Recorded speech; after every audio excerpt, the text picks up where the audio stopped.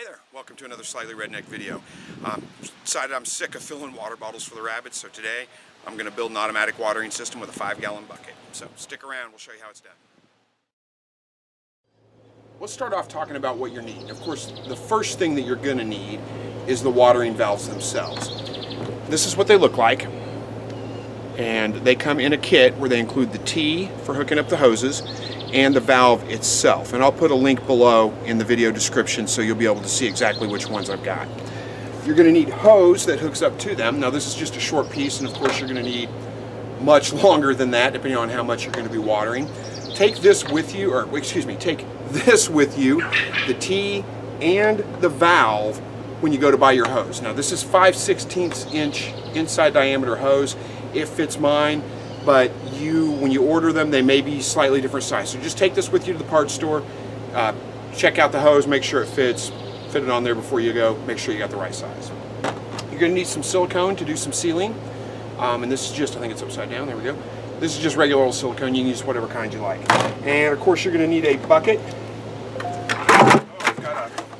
Can't hold on to anything today. I've got a 5-gallon food grade bucket here that I picked up at Lowe's.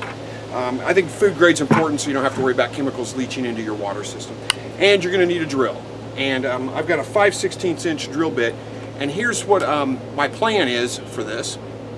I'm just going to drill a 5/16 inch hole in this bucket, and I'm going to stick this T through it, and that'll allow me to run one hose off the end to my watering system, and I'll run one hose straight up, which will give me an idea of what my water level is inside the bucket. So as I get this done, hopefully that'll make sense. Where I want to drill my hole is about an inch or two up from the bottom of the bucket. I don't want it at the very bottom of the bucket because then any of the sediment that captures in the bucket was going to go through the watering system. So I'm going to put it up about, I don't know, a couple inches from the bottom of the bucket. And I'm just going to drill a hole through it. It's flushed out pretty good. And then the burrs off of it.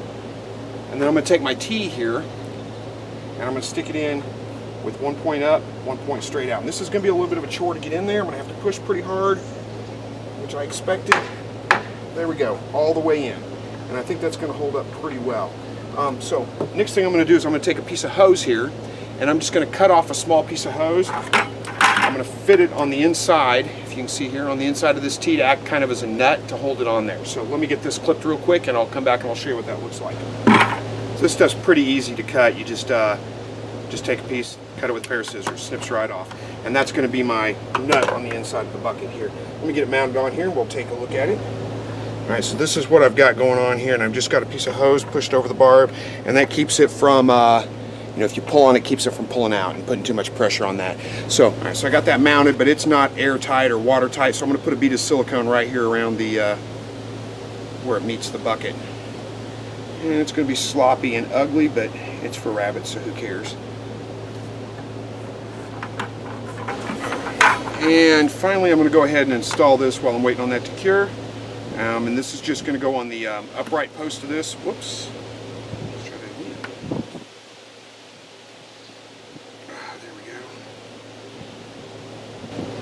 go. Alright, so I've got my T installed. I've got it siliconed around. I've got my, this is going to be my water indicator. And basically this is just going to sit on the side of the bucket like this so that, once I fill this with water, it'll indicate, it'll level out here on the hose, and it'll tell me how much water I've got in the bucket without me having to open the lid and look into it. And since this is going to be hanging up pretty high, that's going to be pretty convenient. So I've got to let this silicone cure overnight, so we'll pick this project back up tomorrow.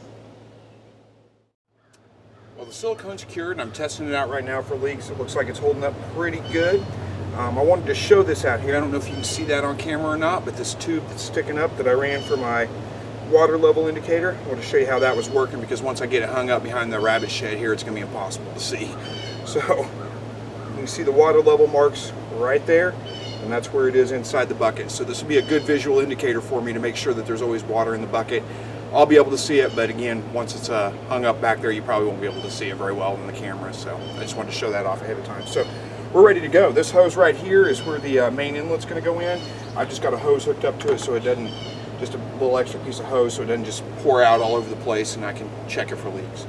So let me get it hung up, and then we'll go on with the rest of the video and get this thing built. Okay, so like I told you, it's going to be really hard to see. You can see my bucket way back up there in the corner though. The rest of this stuff's pretty simple to do. What I've done is I've just run this hose out from that bucket. And I've got a little bit of extra hose right here. I've already cut it to length, and you just cut it with a pair of scissors. Just put it where you want it, snip it off with a pair of scissors. So this is where my first water bottle is going to go down. I've already got these pieces cut. And I'll show you, I've already got it connected, and that's very easy. It just pushes right into there. You just push it right into the hose. I will tell you with these waters, you can see that it's angled, and you've got a part that sticks out more. That part goes to the bottom for the rabbits, so whenever you install it in the cage, make sure that's facing down. They'll bite on that to drink from it. It's got a little spring that hooks on there. That's going to hook on one side of the cage. I'll bring you in close and show you how that hooks up. But to hook these together, this is very easy. You just take one of these little plastic tees like this. I'm going to push it together on one side. Push it together on the other side for my hose going to the other cages.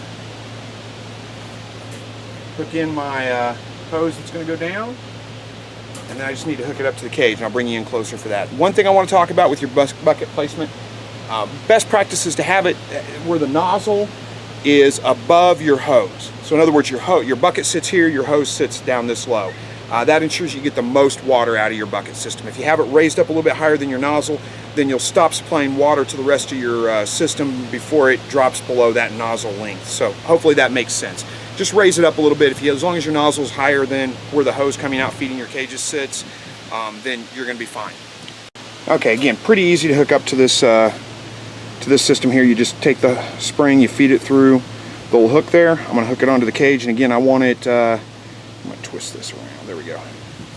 Make sure you've got it going the right direction. It's going to go into the cage this way with that piece on the bottom, like I said.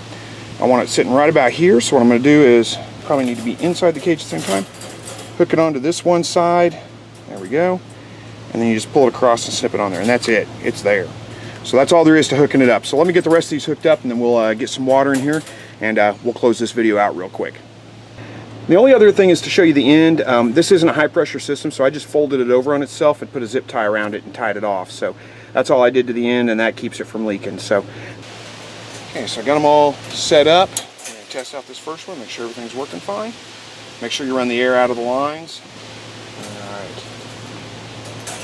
That should work. Nice dribble of water every time you bite down on it.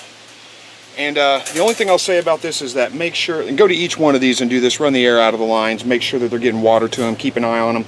And if you've been feeding your rabbits or watering them primarily out of bowls and stuff, it may take them a while to learn how to use this thing, so don't take their other water source away immediately. Make sure they know how to use the rabbit watering, or the nipples first, before you take their water away from them. Okay, so that's really about all there is to it. Very easy project, very cheap, cost me maybe $30 total. I'll put links below to all the products that I purchased, so you'll be able to price them out for yourself. And hopefully you'll learn something from this video. Thanks for watching. Don't forget to hit the subscribe button below if you want to keep up with updates like this on my rabbits and things. And as always, God bless.